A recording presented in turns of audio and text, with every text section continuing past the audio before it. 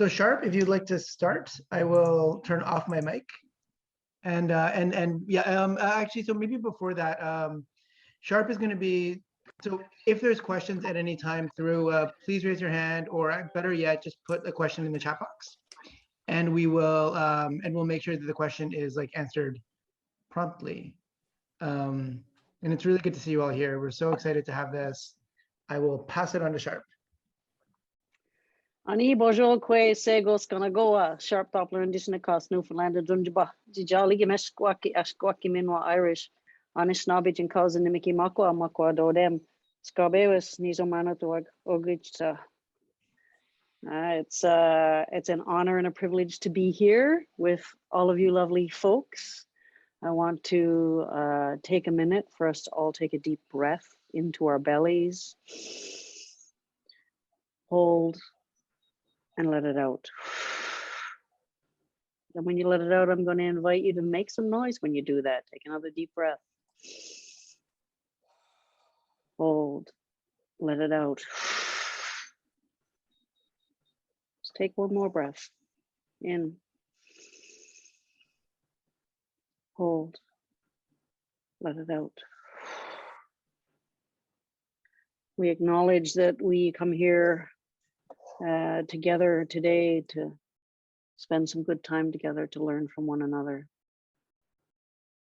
sharing that space in a good way that we have, sharing our stories, our learnings, our wisdom.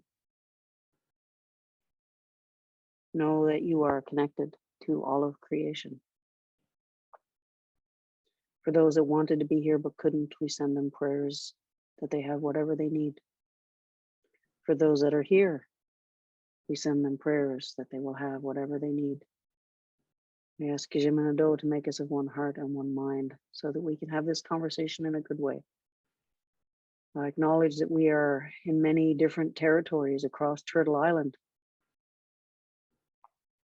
And I acknowledge the original peoples of this land. All of us, we're still here. We'll keep going. On my relations. So thanks everybody. Welcome for coming to our second Feast Center conversation series. We had a wonderful conversation with our Council of Elders in February during our Winter Stories event, and we heard stories from our elders about Inuit stories, Métis, and First Nations, and we really got to start thinking about the conversation, the connection between storytelling and research. So in this conversation, we're going to have the Feast Center co-leads, Dr. Randy Jackson from McMaster University and Renée Masching from CAN, Communities, Alliances, Networks, and our fabulous animate being, Elder Albert McLeod, who are going to discuss the importance of Indigenous knowledge in Indigenous STBBI research. So I'm going to invite each of those speakers to briefly introduce themselves, and then we're gonna leap into the conversation with some leading questions. Let's start with our wonderful Elder Albert.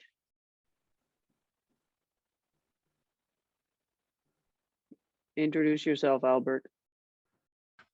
I'm in Treaty 1 territory, Winnipeg, Manitoba, and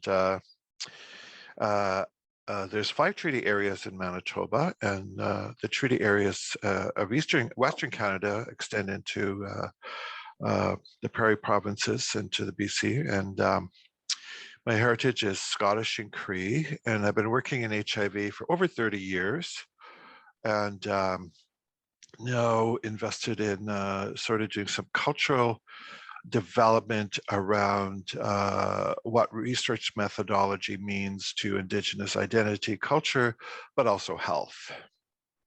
And this is also the homeland of the Métis Nation. And I live on the Red River, very close to where Louis Riel's family lived.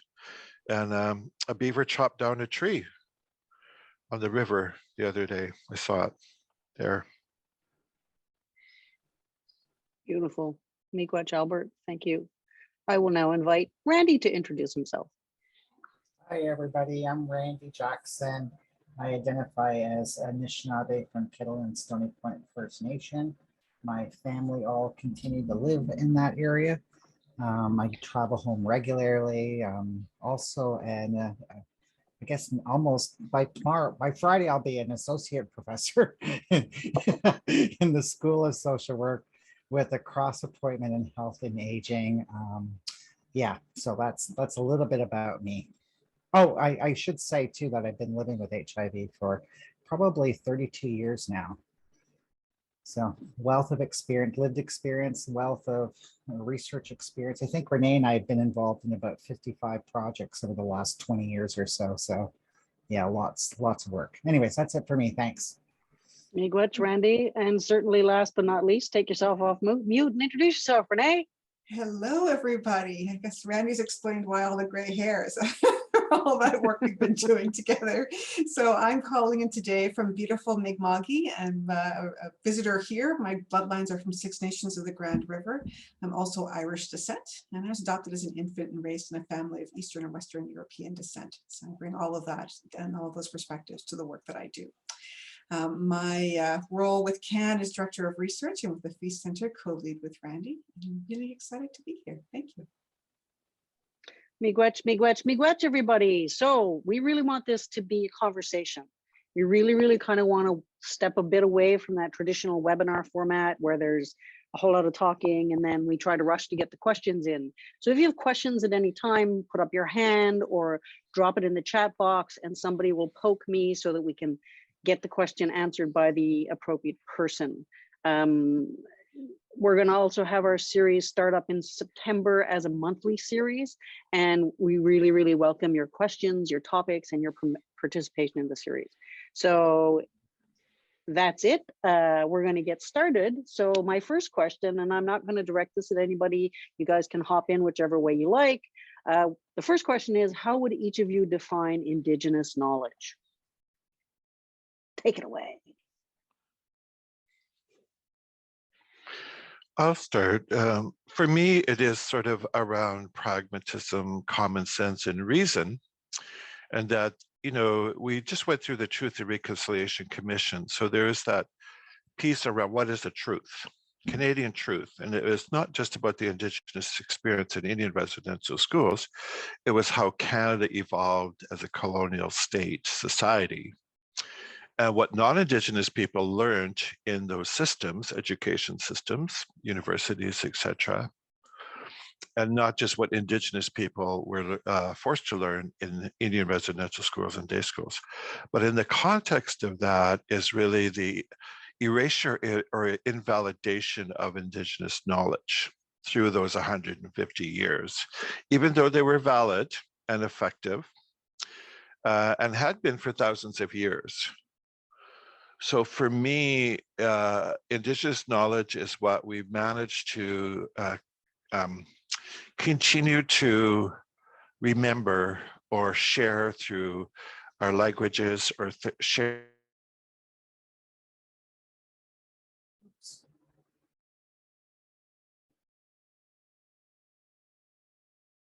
We seem to have lost Albert's audio. Maybe I'll jump in till Albert gets himself sorted out.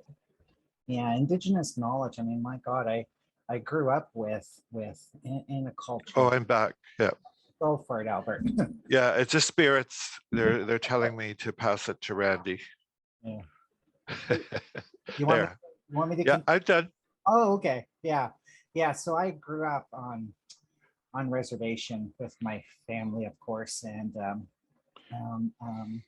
I didn't actually know how much of that I carried in me until I started in a PhD program at McMaster, where I started reading a lot about how scholars were defining Indigenous knowledge. And then it was taking me back and exploring all these memories that largely that my father shared with me. And my father shared that knowledge with me through different activities that we did. So for example, I grew up largely on a traditional diet. So, and my father fished and hunted, and he taught me all of that. I used to have a truck line when I was a kid at one point, but then I also knew really early on too that there were many other different Indigenous groups in Canada.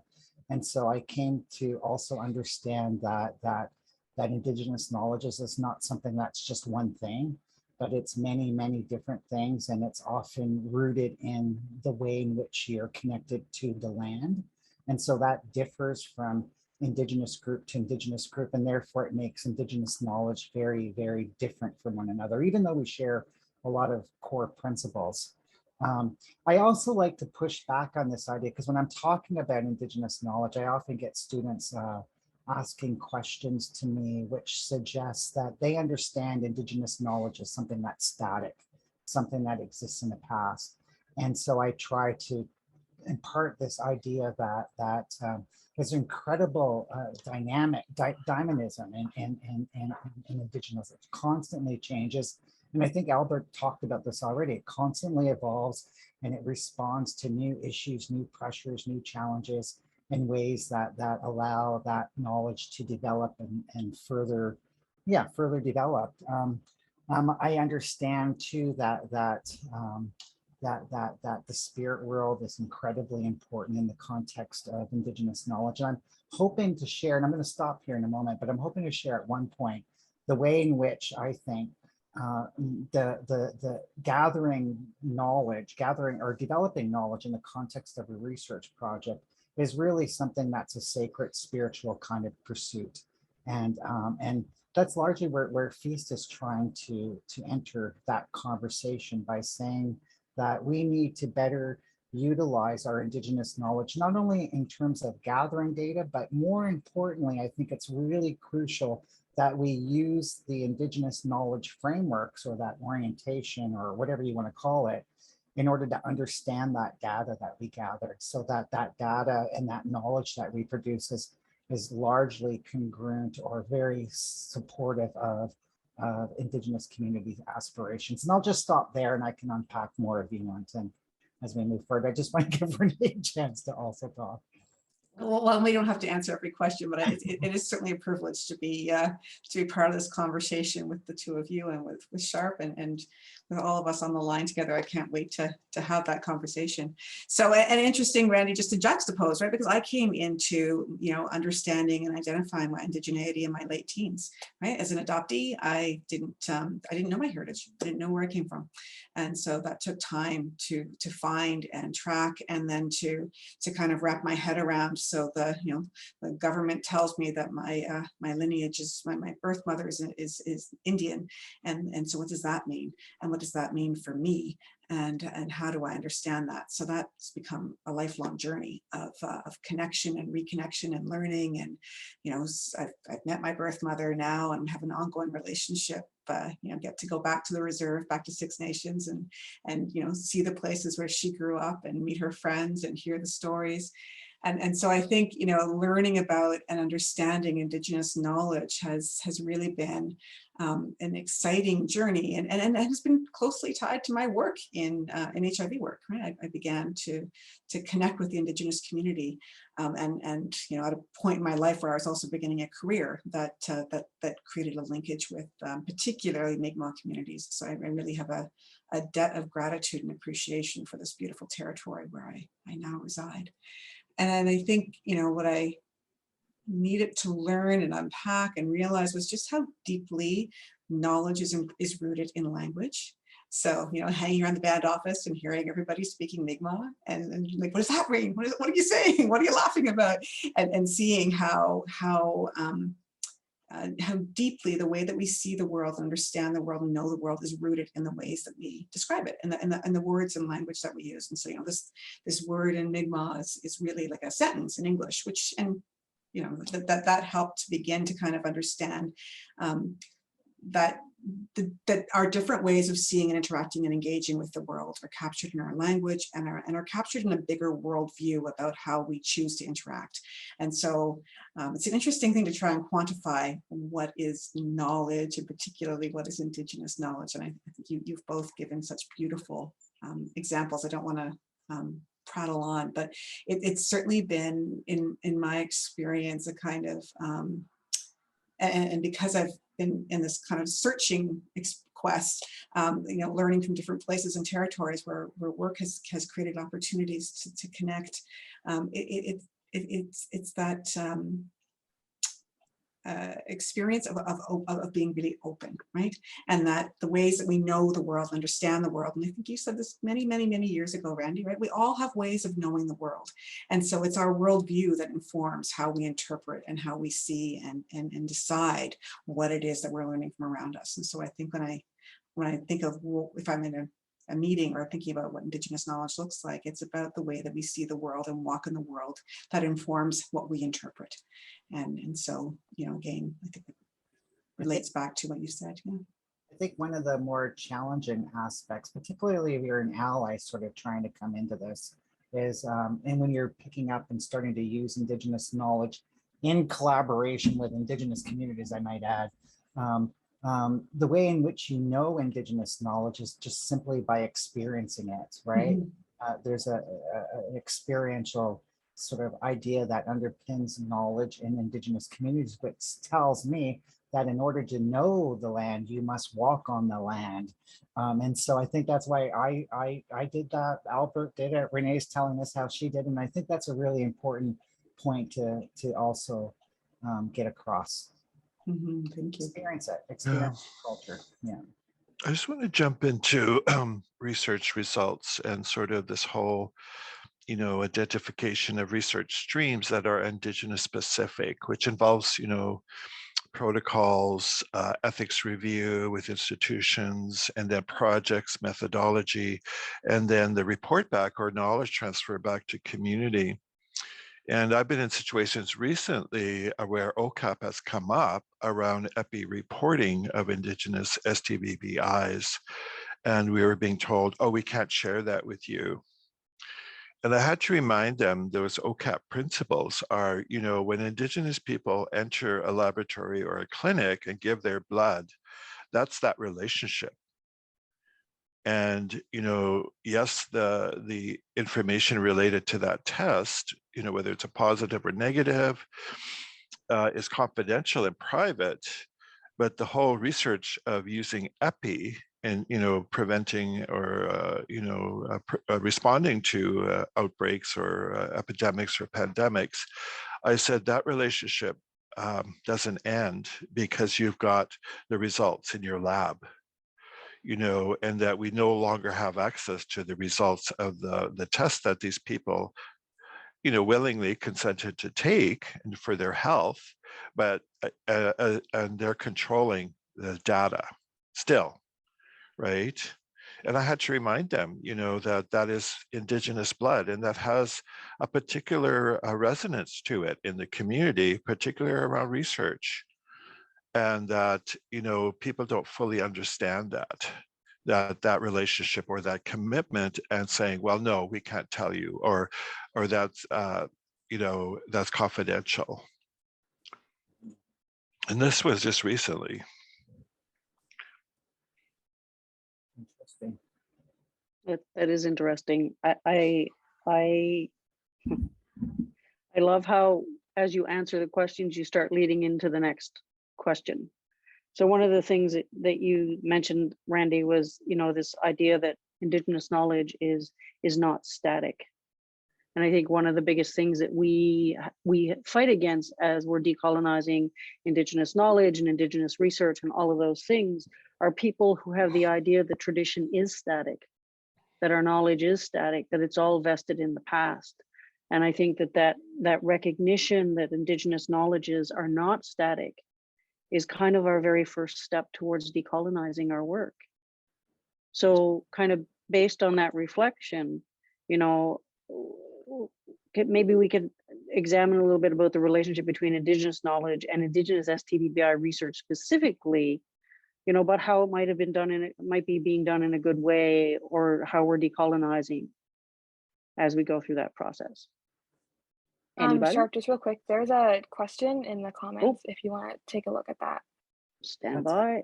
Big question. Thanks. I actually think that question in the chat sort of aligns with what you started talking about, which is how Indigenous knowledge is not static. And it's not static because it does respond to particular issues that emerge in the community, and it develops. And as it responds to that challenge, it develops and adapts to it.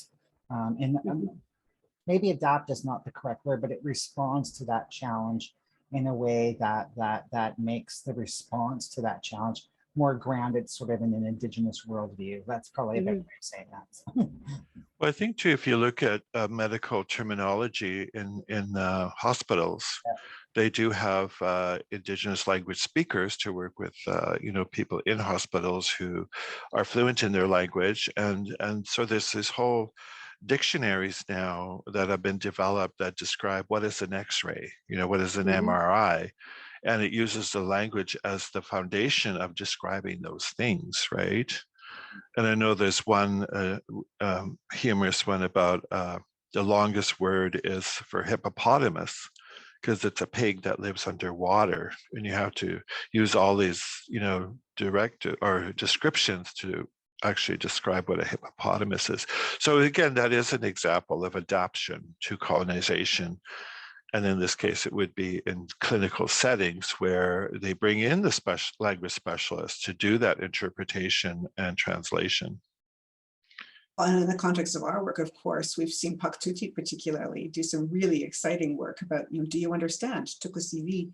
And I remember hearing the stories of trying to interpret, how do we find the Inuit language and the words to describe all of these medical terms and body parts in a way that's respectful, and there's lots of laughter and lots of fun and lots of different approaches and ideas for how to do that. And, to the questions that you've asked, Doris and Sharp, I remember Randy, we were in Washington in 2010 at a conference about Indigenous health, knowledge, and development. And Linda Tahila Smith was speaking, and she was, reminding us, had we not had contact, had there not been, ships sailing across oceans, we would not be the same as we were 500 years ago. And, Indigenous cultures and peoples are innovative and intelligent, and, imagine where we were and where many of our cultures have been in the past, before colonization, or a point of contact. And of course, where would we have come from then? What would we be like? And so I think it is that really, that balance between holding on to, because we exist in this larger society that pressures us and challenges us, and what is colonizing and decolonizing, and what is Indigenous knowledge that we've adapted and developed and grown and carried forward. I mean, it can become quite a complicated adventure to try and make sense of, what is true. And I suppose in some respects, kind of that question of purity may actually become a bit too distracting, but that we, of course, would evolve and change and grow, and that Indigenous knowledge would be, the knowledge of how to continue to survive is part of our knowledge, right? The ways that we do that now. I think, Indigenous knowledge too gets constrained. I mean, that's been our experience in FEAST so far. Indigenous knowledge gets constrained by colonial constructs of research, which we are as much as we try to maneuver around things, sometimes it's not always possible to maneuver around a colonial construct that's impinging on the work that we want to do. I'm trying to think of an example here, but every example I come up with, maybe you can help me here, Renee, or Will. But every example I come up with is too personal, connected to somebody, so I don't want to share that in a public forum.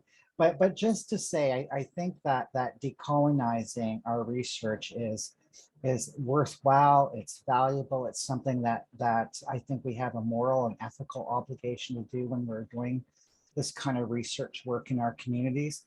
But I also understand that it's likely, possibly, probably like an impossible kind of task. I don't think that we'll ever fully decolonize anything.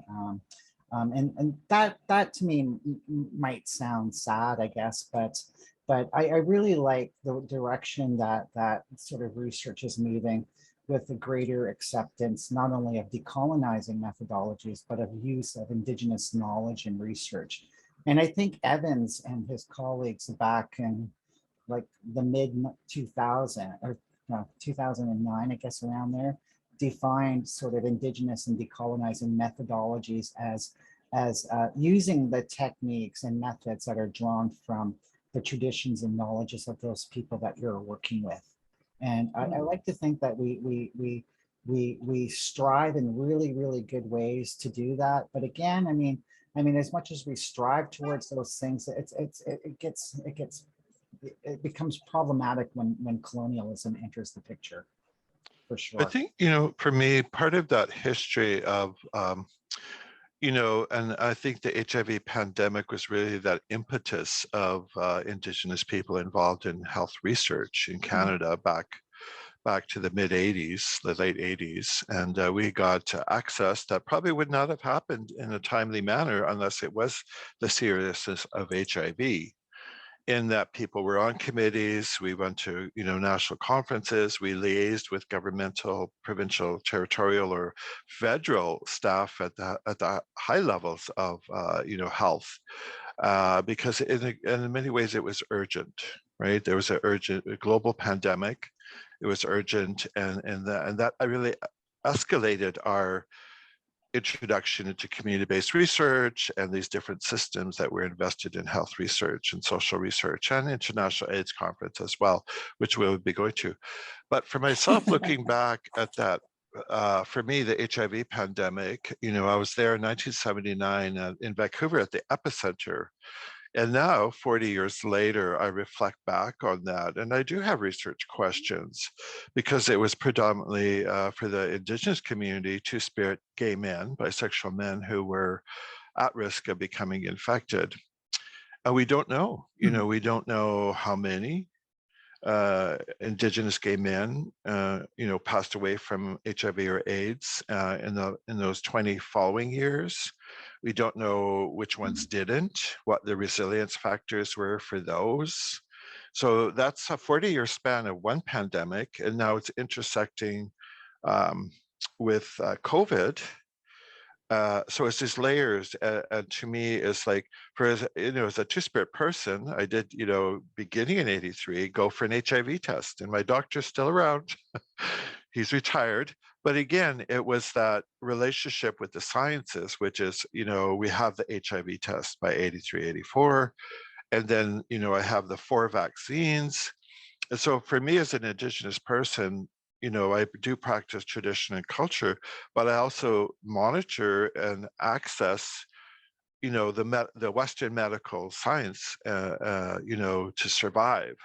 So, I was HIV testing in the, 80s and 90s, and now with COVID, I have 4 vaccines. So it's that interrelationship of, as an urban Indigenous people, practicing both, traditional lifestyle, traditional knowledge, traditional practice, but also monitoring and accessing what, Western research provides to gather through these pandemics or epidemics.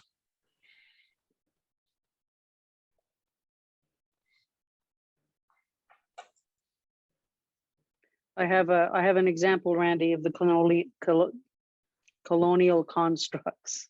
Say that fast 6 times when you haven't had enough coffee. As you were speaking, it occurs to me, we had a discussion in one of our meetings about literature reviews. And I can't remember if it was this project or another project, because I've got more than a couple of projects in my head, as you can well relate to. Yes. But, that whole kind of thing about literature review, and it has to be something that's published, and then who has the copyright over those stories, and then formal academia will dismiss many of our oral histories as just anecdotal evidence, right? And so finding ways to push back against that, I think that's one of the big constructs that we have, is this whole framework about what constitutes research, right? Yeah. So as you were speaking, that's very much what occurred to me. Yeah. Never mind all of the other bits and pieces, the moving pieces of a research project with many, many team members. Yeah. Recently emerging in the last 5 years or so, what I would bill as sort of the Indigenous APA method is a book written by Gregory Younging called Elements of Indigenous Style. And in that, he shares with us about 21 different principles around mostly related to the protection of Indigenous knowledge in sort of writing books or doing research contexts. And so one of the things he suggested was we must always start citing Indigenous knowledge. Where did it come from? How did we arrive? How did it arrive to us? You know, who gave it to us to use? And really, because when we do that, we protect it. When we acknowledge where it came from, and we allow that. I don't know if copyright's the right word, but we allow that ownership to remain with the person who shared it with us originally. And I think these are really, really good things. Youngin talks also about these are early kind of principles, and there's definitely a need to further develop them. And so, yeah, I'll leave it at that. I think I might have answered your question a little bit, Sharp. It was a big question, so I'm not sure if So far, so good. Renee, do you have anything you want to say about this question, or No, I'm actually in relationship? the conversation in the chat. So I'm Okay, good then. on this question. I think there's been some really great comments already shared. Thank you. Yeah. There's lots of stuff happening in the chat asking about gatekeepers, whether or not they stall or speed up the research process. I'm sure depending on what they're particularly gatekeeping about, it would vary from case to case. You know, and you know, let's think about is gatekeeping is in my perspective very much a part of kind of the colonial process, right? Yeah. Who is enough? Who is Well, enough but to be able to think that, participate in this, right? I mean, arguably, Sharp, there's a lot of gatekeepers on this call, right? I mean, You think? I think, I know. You know, I'd probably have to have some ownership in that myself in terms of how We we all do the do. work and how we engage with, you know, with our organizations. So I think it is that kind of complexity about, you know, how you come to be a gatekeeper and you know, whether that's something that somebody intentionally pursues or kind of falls into. You know, I think that, you know, why and what you're gatekeeping, I think of many of our elders as people who are gatekeepers to our ceremonies, and thank heavens. You know, we need that protection and we need that role. And then there may be others who become gatekeepers who you know, use that or misuse that responsibility and that option to, or that opportunity to be in a protective role, or to be in a role where you may know something that would be helpful to others and you choose not to share it.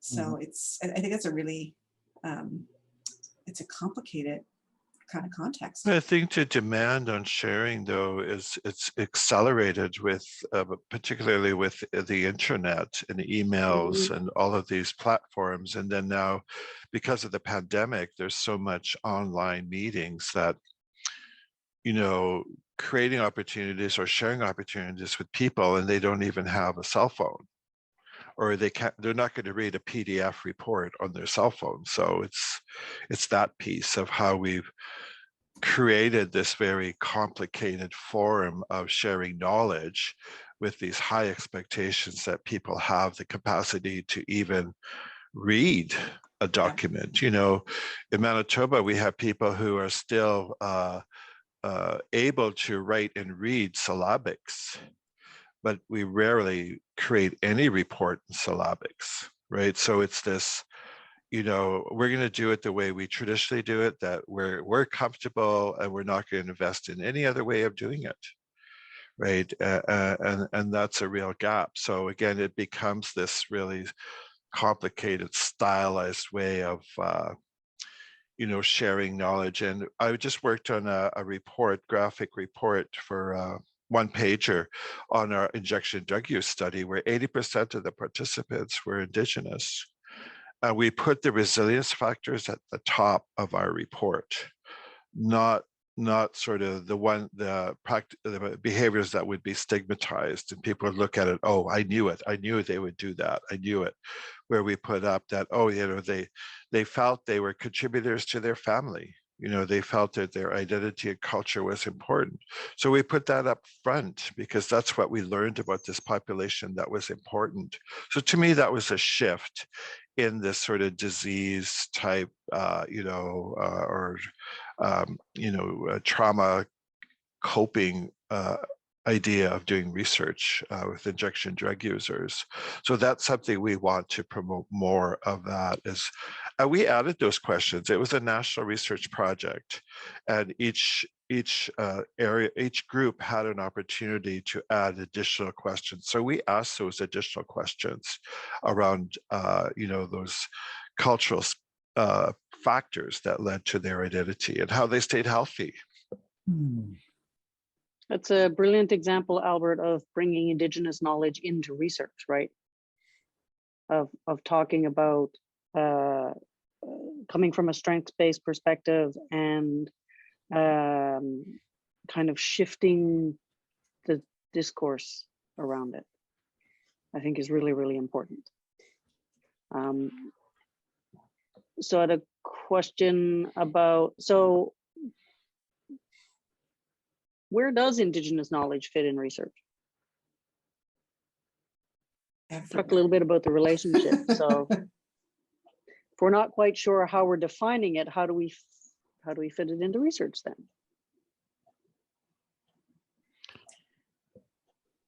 Well, I think it is that reciprocal relationship. As I mentioned earlier, Indigenous knowledge evolved over thousands of years. We're working with scientific systems, whether it's research or, technology or medicine. But it's the non-Indigenous institutions that have to understand there's something to learn here. And you need that humility, that respect to say, you're not going to learn it in a week or a month, or if you take a course, right? It's like a learning process. And, working with knowledge keepers and elders today, they've studied for 30, 40 years to attain that knowledge base to provide this type of advice around, issues, social knowledge.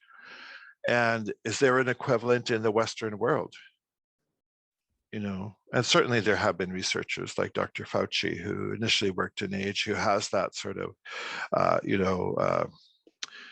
recognition. But again, in the Indigenous community, we have those equivalents of people who have purposely been these knowledge keepers and gathering knowledge over decades. And so I think that's sort of that reciprocal, and some of the work we gather from is Willie Ermine and Dr. Reg Croshoe, who talk about ethical space. And as I said, the truth is that, Canadian colonization began 400 years ago.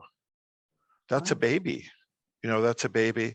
And so for Indigenous people, how do you relate to a baby? You go slow and you use short words. It's true, right?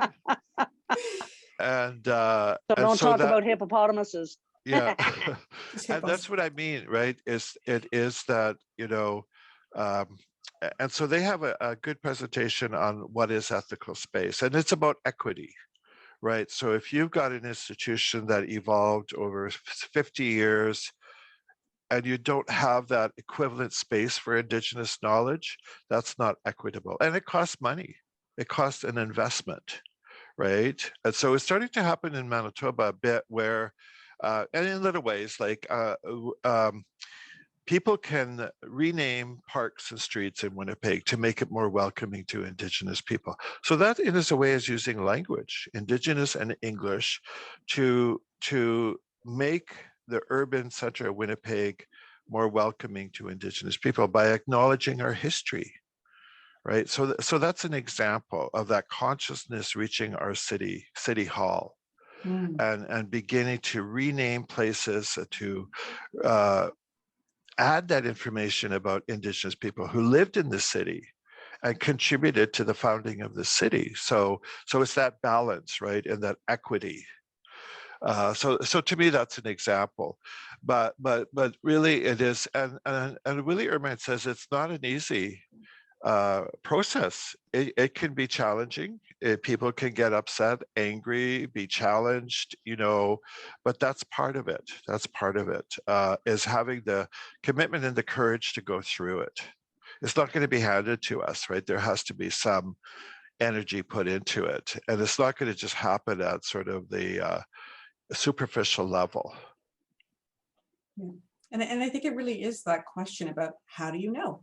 How do you know what it is that you're telling us? How do you go through the world? You know, Doe, you commented, and Anne, you commented how important and critical it is to have Indigenous knowledge in the work that we're doing and the way that we're doing our research. But it's those ways that we observe, that we trust, that we believe, you know, because this person told me, and I trust this person because of the way that I know that they've walked in the world, because of the experiences that they've shared, because of the context that's been wrapped around what I'm being told. I know because I've been, you know, taught in ceremony or taught in sitting and spending time with community members about, you know, this is how this information has been gathered, and you know, I mean, I find sometimes we can use all kinds of different words and languages, and I try to pay attention to the spirit of the word, and mindful that may have many connotations in this conversation, particularly with this group. But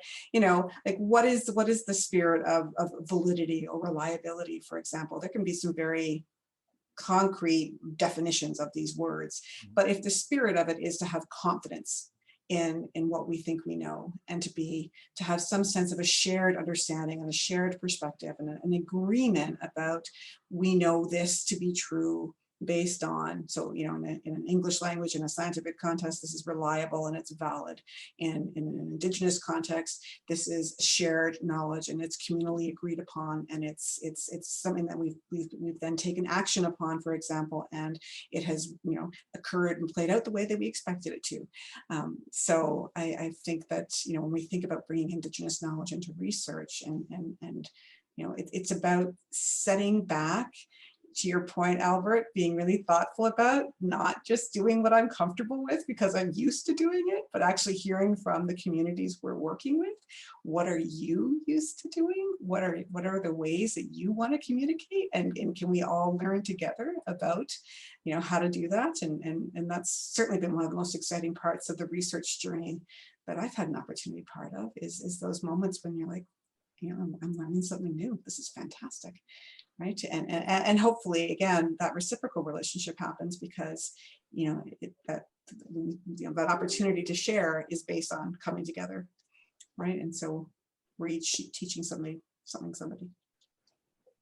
Yeah, those challenges that we encounter when we pick up and try to use Indigenous knowledge in research is really, I understand too that ethical space, this is how I understand ethical space, is that it's like a merger of Indigenous and Western ways of knowing the world, right? And when it gets combined, it creates this third space, which is an ethical space, which is what I think Ermine talks a lot about. And that in and of itself can be really challenging, as Albert said. It was taken up too by Marshall and Bartlett around two-eyed seeing. Willie Ermine talks about it in the context of ethical space. And I think we first heard about this back in the early 1900s with a Black scholar by the name of Dubois, who who did his PhD at Harvard, who talked about this as a double consciousness that we carry around, something that's really important here. But I think the one quote that I read that really helped to start to settle me around this, right? To embrace, I think, what Albert's talking, the struggle, is Barbara Tedlock, who wrote a chapter in one of the handbooks of qualitative research. I think it was the third edition of it. And she wrote that we should walk in balance along the edges of these worlds. There is a beauty and strength in being both, a double calling, a double love. And I really honestly believe that Western knowledge, despite the fact that it's been used to colonize us, it also has developed some wonderful HIV medications, for example, that allow some of us, including me, to likely live a normal lifespan. And how could that not be a good thing? Mm-hmm. How can that struggle to combine these worldviews be such a difficult thing? And really, I mean, when you're working through struggles that Albert talked about, that Renee alluded to, you're really focused on the process, right? You're attending to the process of research. you're not too much focused on product at that point, but you're really, really focusing on the process, because relationships are so crucial and so important in Indigenous research that needs attending to constantly, in a really good way, constantly, right? The other thing that I've sort of discovered, or came to, is that one must be like spiritually ready to do this kind of work, right? To embrace this sense of wholeheartedness, right? That you're fully involved in your research project, or you're listening to elders, or you're reading the research, other scholars writing about how they do research, and you're absorbing and getting to know what those lessons are so that you can mobilize them in your own projects. So in other words, I think research is really about, and I think it's really consistent across whether we're talking about Western knowledge or Indigenous knowledge, right? We're engaging all of our senses to know the world, right? We're engaging our intuition. Where I think Indigenous methodologies start to shift us as we're also using spiritual insights, right? We open research meetings or data collection with elders, inviting all our ancestors into the room to support and take care of us. Research is inherently a spiritual practice, and I really believe that. Margaret Kovacs wrote a book on decolonizing methodologies. I'm not remembering the title correctly, but anyway, she tells us that we need to give ourselves time to integrate all these lessons that we're learning, so that they might be of use in our communities. And I really like this word that Leanne Simpson shared with us, and Doris too has shared this word with me. Many other people have shared this word with me, Dadabawin, right? Which is this space that connects one's heart and one's mind and brings them together. And that's how I think that's how we need to, that's how I try to do it. I don't know how successful I am at that. And I know others might have really strong opinions about that. So, but you know, that's sort of the direction that I head. Yeah, so there you have it. That's enough. For me, you know, I think part of the issues around global colonization or resource extraction, and COVID-19 is a good example of that intoxication that we have, that we exist in, right? That we've gone through HIV, then SARS-1, and then H1N1, and then 18 years later, it's COVID. But Yeah. did we learn anything? No, we didn't have, certainly, you know, in pandemic planning, particularly the ones with regard to COVID, federally, provincial, and territorial, we're asking where did the STBBI sit in that pandemic plan, because it was almost thrown out of the box, right?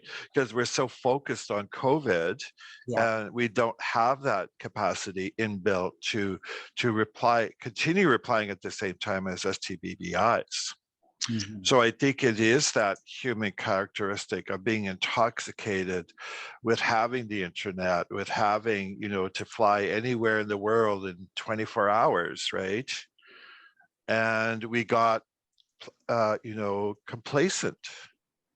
And now we have monkeypox on the horizon, right? So it really is balancing that sort of privilege and excitement and intoxication of the modern society and all of those things.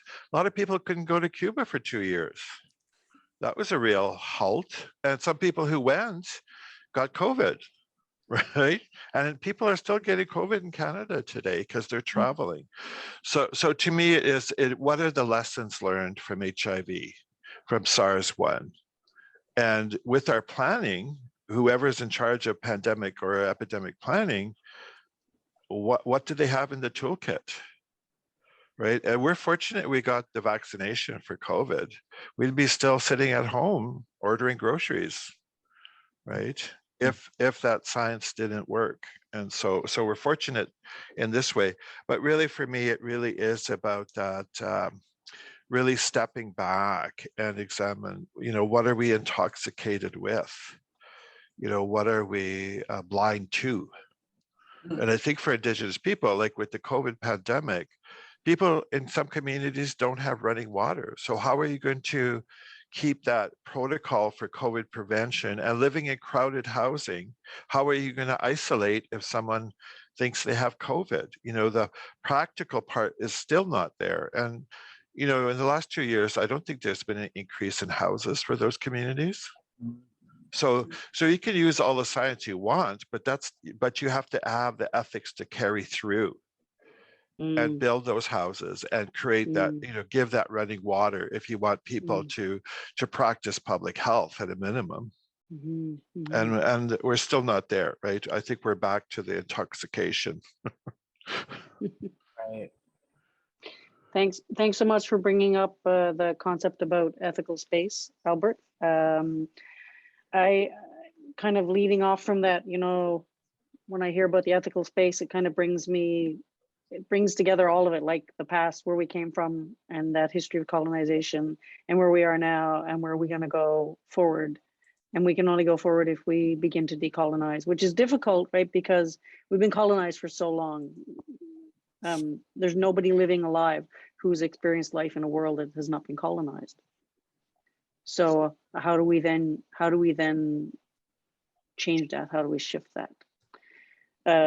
And reflecting on that can be kind of depressing, but also very hopeful. And so when I'm thinking about hopeful, I'm thinking about, you know, in the context of STBBI research and stuff, what does an Indigenous sexual future look like? And how does research help create that future? Because I'm all about sex, baby. Let's talk about you and me. So there you have it. Let's talk about Indigenous sexual futures, and where's that going to go? Maybe Albert has another story about talking body parts or something. I'm not sure. I think it is about, you know, how we present ourselves as being secular and very, you know, logical, and we're going to use the sciences. But there is that bias. There's that race bias embedded in Canada's society. And certainly there's anti-Indigenous bias as well. And I think there's a sort of a religious bias that's never declared, you know, if you want to talk about ethics, that really informs decisions about research, right? I don't think it has anything to do with the sciences. It's just what I feel comfortable with supporting, as opposed to whether this is going to help anybody. And so the Pope is coming to visit Canada at the end of July. And that really is an example of that failed, you know, Roman Catholic experiment with Indigenous peoples. And now having to see how that project failed. And you know, a lot of people were damaged by that, you know, with the whatever intentions they had with Indigenous spirituality.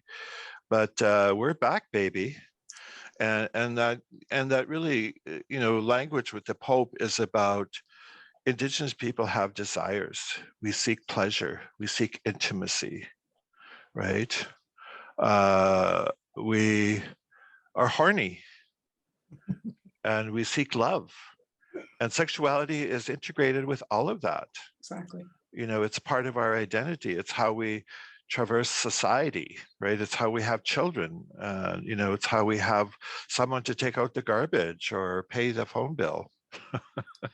So it really is a pushback against that sort of conservatism of the colonial, and how sexuality is somehow negative or evil and needs to be controlled, as you see very clearly in the US, what is happening with women's reproductive health, as a sort of, you know, trying to reinstill the early components of colonization, which is patriarchy.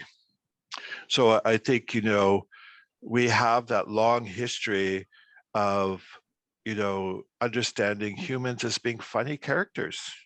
And our sexuality is part of that. Wow. I don't even know what to add to that. Exactly. Except to say, you know, Indigenous futurism was an idea that came to us from Dylan, who's situated in the humanities. And it was an idea that Bridget, who's on the call, came and introduced to the Feast Center.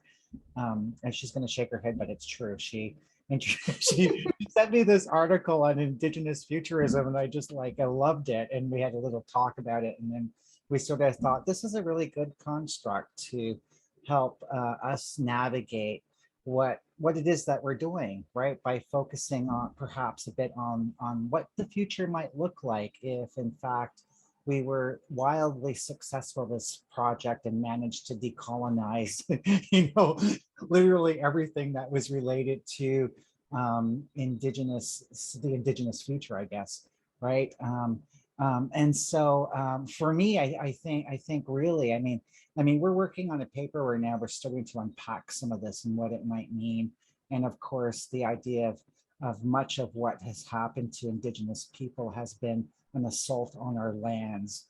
And of course, that has also negatively shaped our experience of our sexual identities, our gender identities.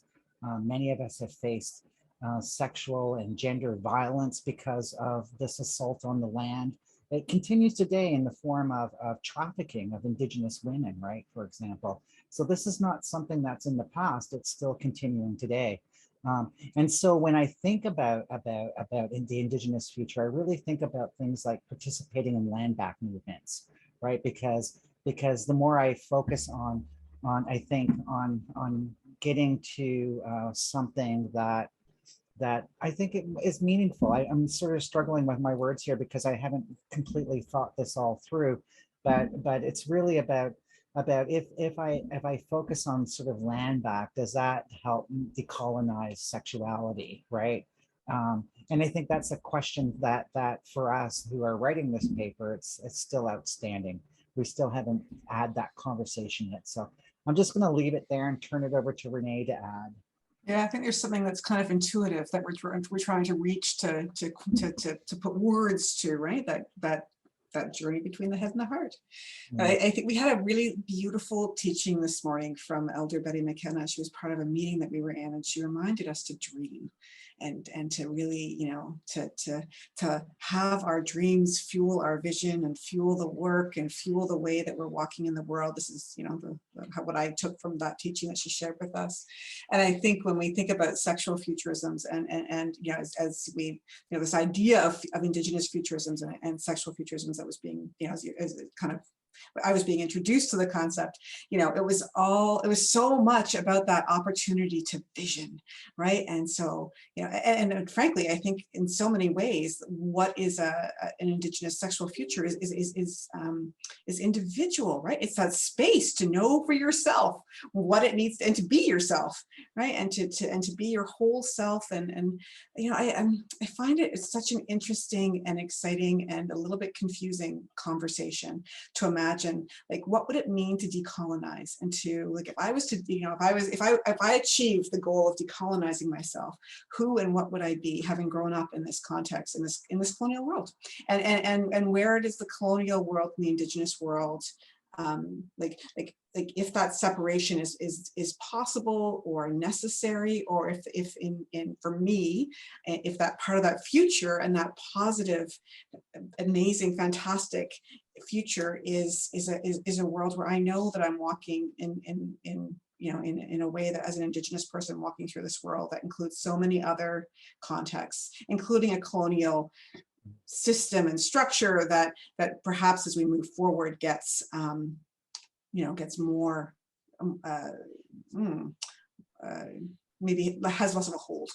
I'm going to struggle with finding the right words, but I really look forward to that vision of walking in your truth in a way that is respected and honored. I think when you were talking about that struggle, Randy, a little bit earlier, in the way that we're doing our work, and I just thought to be in a place where we respect each other's experience and wisdom and knowledge, and we don't have to be right. And I love to be right, so I'll acknowledge this is something to work on myself. But that when we hear each other and we say, I know this to be true, or I see this, or I approach research in this way, and it becomes wow, that's really interesting and exciting. Not you're wrong, that's not the right way to do it, this is the way you should do it. And right, and so that some of that, resolving the struggle is a little bit about, that's a really great way for you to do that. I'm interested to learn more, as opposed to having to impose this is the right way.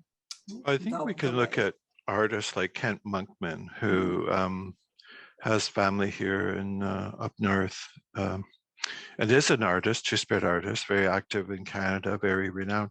And through his work, he sort of did that decolonization through his paintings, visual paintings, his characterization of mischief, mischief egotistical or something. Yeah. But in the narrative of his journey as an artist, he has gone, through showing us what, residential school, the taking of children from families, he's filled in the landscapes where European or Canadian artists didn't paint in Indigenous people. He's repainted them. And he has, so that is, a good example. Also, the Winnipeg Art Gallery here, and Sharp and I had the chance to sneak into some of the galleries recently, where they reformulated the whole gallery, where it has a large Inuit gallery attached to it, and then it's profiling Indigenous art. And the sort of European Canadian art is condensed into a small area where the Indigenous is just huge, where Indigenous, Métis, First Nations, and Inuit artists can show their work. And so I think that's a good example.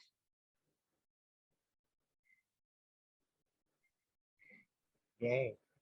That was a great adventure. We got caught, but We got caught. we Security guard resisted. shows up.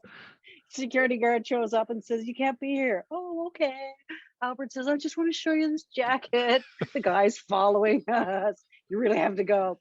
Okay. Yeah. When I'm thinking about an Indigenous sexual future, I think I've had glimpses of it in my own experience. In my experience of being at the International Two-Spirit Gathering, surrounded by freaks and weirdos and Two-Spirit elders, where for the first time ever, in my experience as an Indigenous person, I had no fear. I had no second guess about how I was going to speak about myself or who I am. I had no fear. All I felt was love and acceptance, and that I had a place in this circle. And for me, that's what an Indigenous sexual future is about. I see those glimpses not just in those kind of settings, but also like when I spend time with young people who are pushing back against language, right? They're creating the pronouns that we need to be able to express who we are in all our beautiful fluid diversity. When they push back against our own colonization, I remember in early days sharing some of the stories about, Indigenous worldviews and the impact of colonization, and all of the teachings I had at that point were very, very gendered. There's all this very gendered archaeological explanation for stuff. And in one of those presentations, some kid pushed back and said, "Well, wait a minute. Oh, right. I think Indigenous sexual futures are vested in elders who aren't afraid to admit that they don't know something, Right. or that they're uncomfortable with something. To have one of my elders say to me, I had a nun in residential school molest me, so I struggle being around Two-Spirit women. But it didn't stop her from being around me, and she figured out how to navigate that. Right? To sit with elders like Wanda, like, do you realize how gendered your language is sometimes? And to have her take that to heart and make a change, right? To sit with language keepers like Doris and explore what that language, how that language has been colonized because it came through their lens as it was translated. And how it's been colonized and used against us who are gender fluid, right? All of those things, all of those different things are so powerful. And I think an Indigenous sexual future, in a very real respect, brings all of those things together. And I think that's what we're doing at Feast Center, right? We're bringing that together. We're bringing together the academic stuff. We're bringing together the traditional knowledge and the elders, and you have managed to organize a remarkable group of shit disturbers.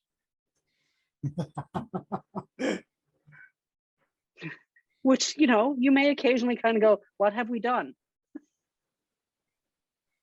But I think that that's a really powerful thing in the context of the work that we're trying to do, because we have a whole lot of things that, you know, we're trying to push back against. And it can seem insurmountable. Randy, Oh, you have no, something you'd like to say? I was just stretching my fingers. Oh, sure. Seriously, I was. Yeah, so, I mean, are there any other questions from the audience? Questions, observations, funny stories, jokes, limericks, Yeah, insights to share. There's been some great comments. insights to share? You guys wowed them. What are we going to finish early? Like, what the hell? No, we're not going to finish early. I just want to add, I don't know if we covered this or not, but so how do you do this? How do you use Indigenous knowledge in research? We talked about what it is. We talked about it being in research, but we haven't really talked about, you know, how you do it. Margaret has a question. Sorry, I'm taking over your Zoom call there, Sharp. I'll let Margaret ask her question first. Margaret, ask the question. My question is about how you would recommend working around colonial constructions like copyright. So we've seen that in our territory where researchers collected traditional stories from elders, and now suddenly they own the stories. They own the copyright to that material. So I've been struggling with this around hiring people to teach courses and trying to figure out how to make sure that Indigenous knowledge doesn't get copywritten with a big university stamp on it.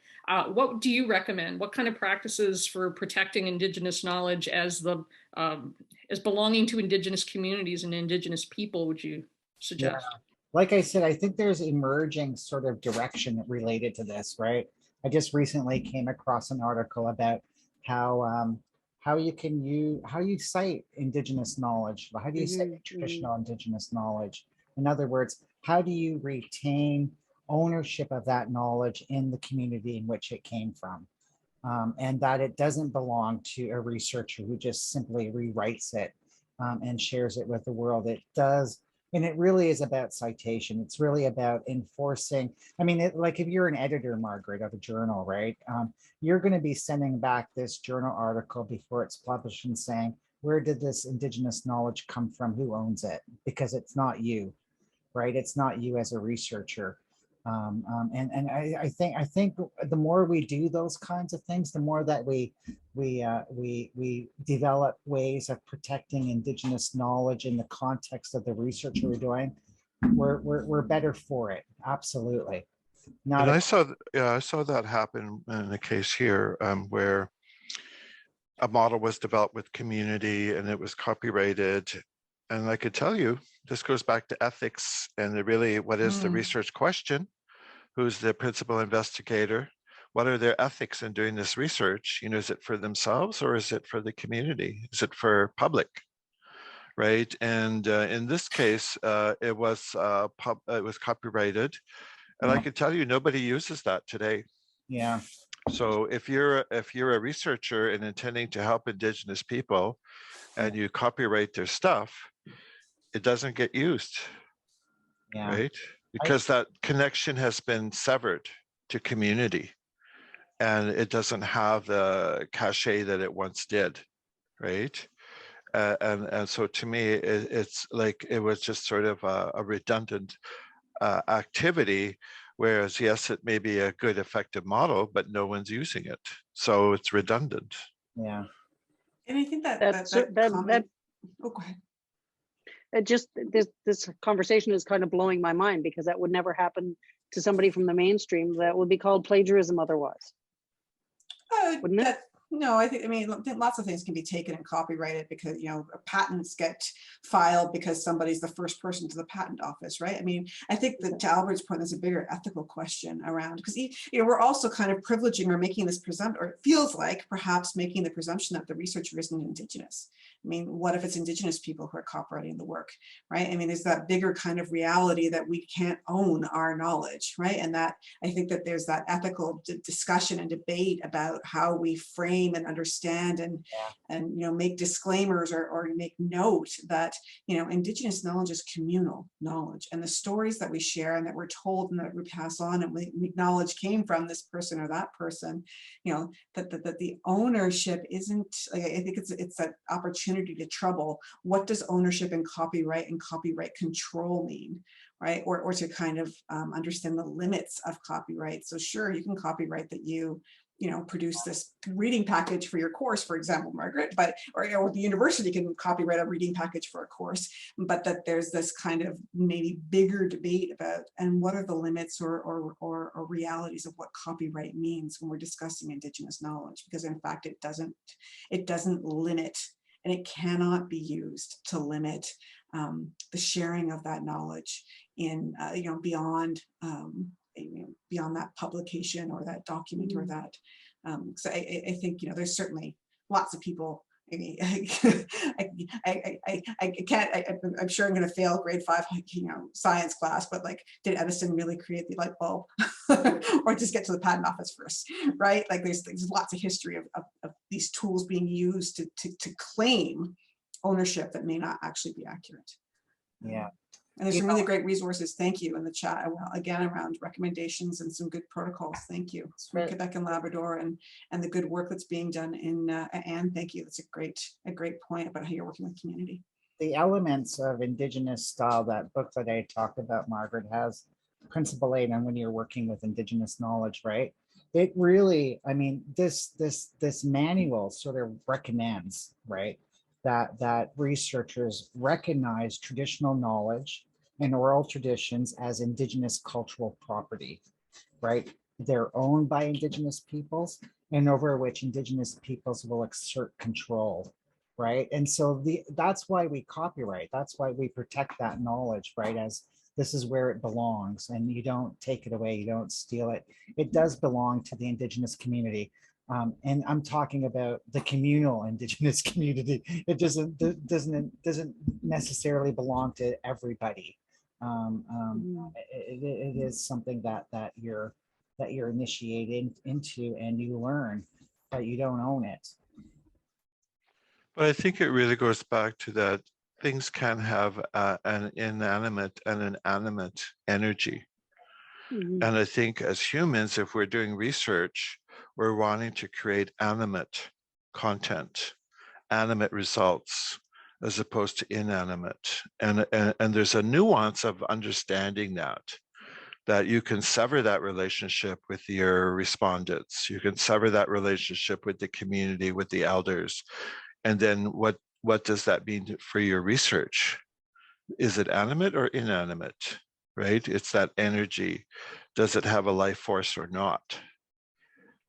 So there's that understanding that I think people have to have in negotiating those relationships about ethical space, right? Is the intention to benefit the health of Indigenous people, or is it just you're going to scrap all the relationships and think you'll never see them?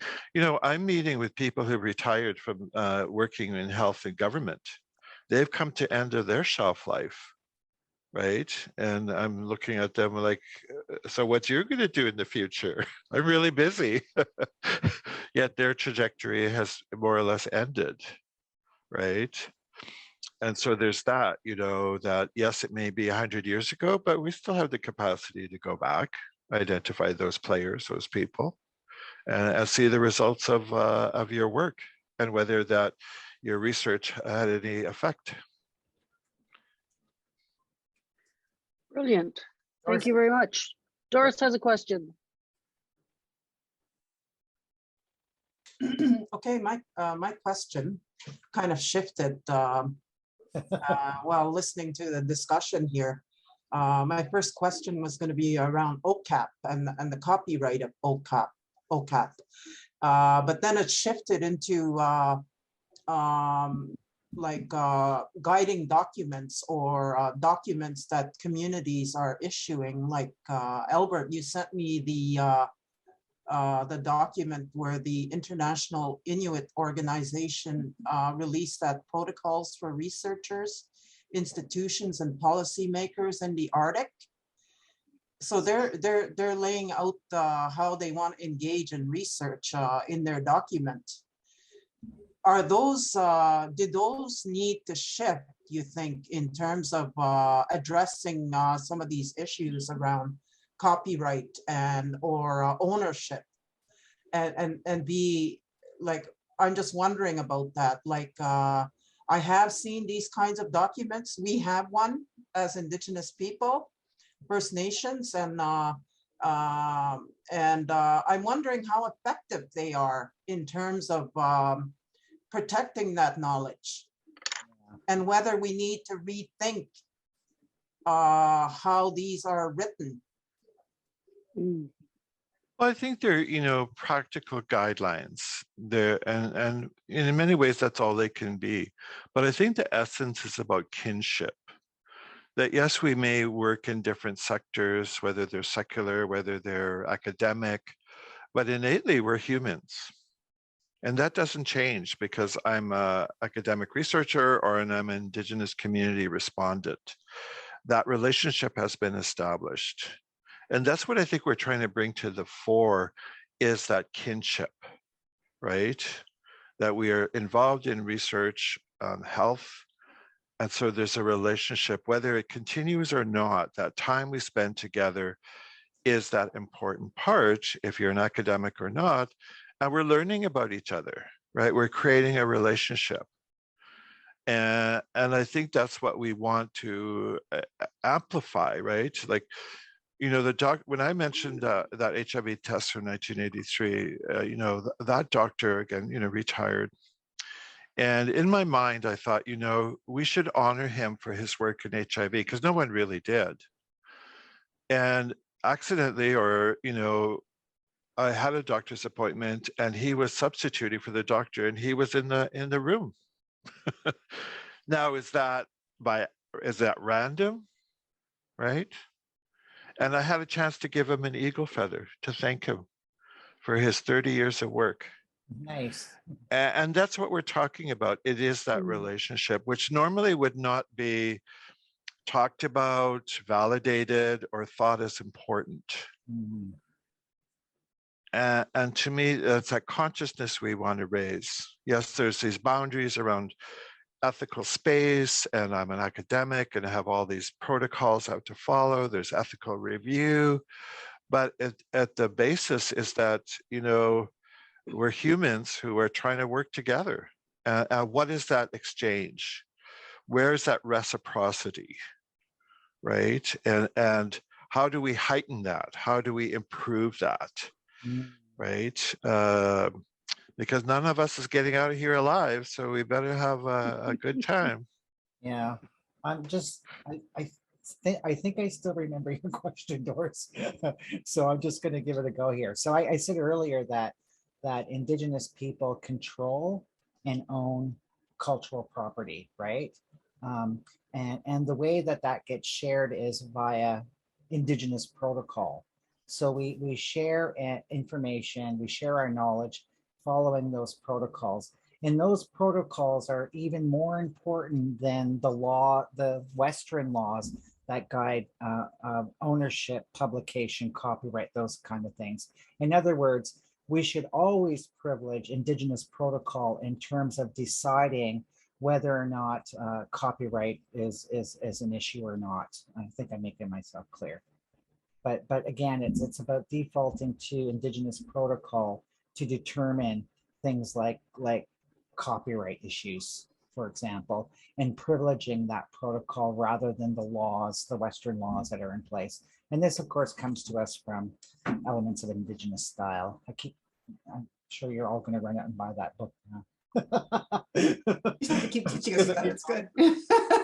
And I'm also fresh on the heels of another workshop where I was talking about decolonizing writing. And so this is where much of this is coming from. So I was doubly prepared for this.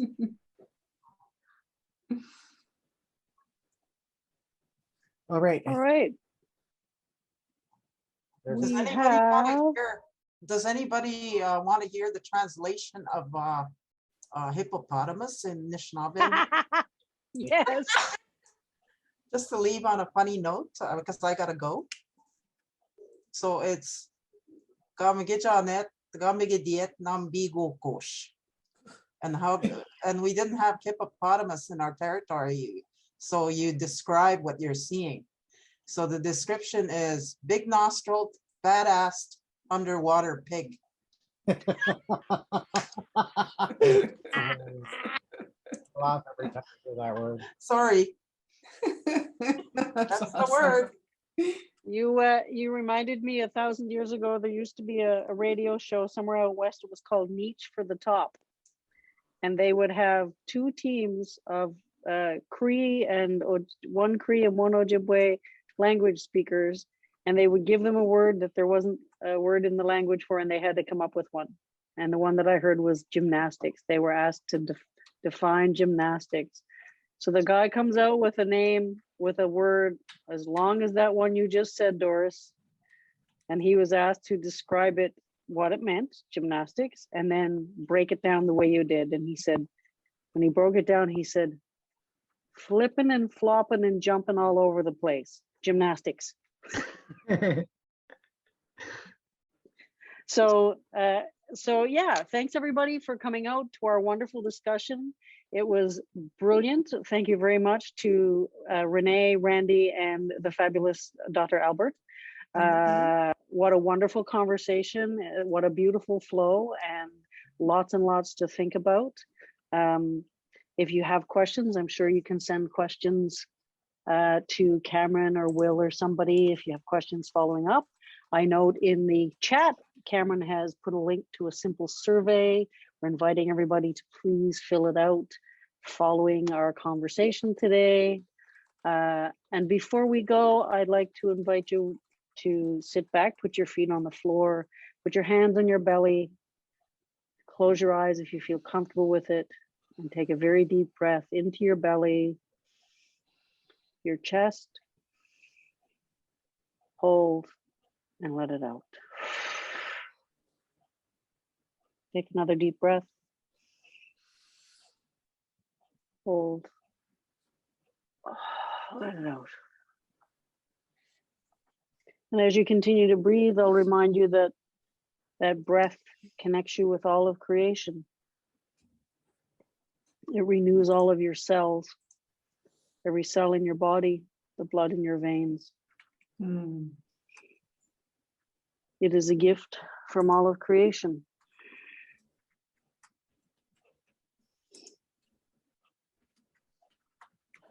It is a gift that will help us find our way to the knowledge that's within, the knowledge of our ancestors, the knowledge of the land, the knowledge that we have everything we need within us.